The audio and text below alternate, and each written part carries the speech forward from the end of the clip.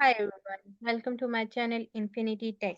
So in this video, I'm going to show you how to draw anything on your screenshots. Before this video, I'm going to show you like how you take the screenshot. Now we are going to check how to draw anything on the screenshot. This is the screenshot and that I take in the previous video.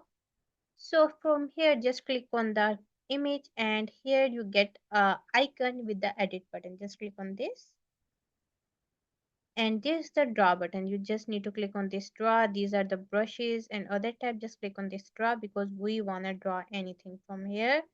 And here we have a different, like we have a yellow mark and with the other things like this is the black mark, this is the blue mark. I'm going to select the yellow mark and here this is my yellow mark. I'm going to create a star here. Same like this, I'm going to create a star here like this and just go and just save as it is. So my complete icon is saved with all the different type of draw I did on this.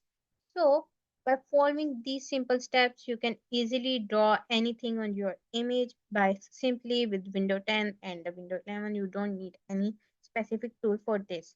So to get more informative videos like this, just follow my channel Infinity. I take care.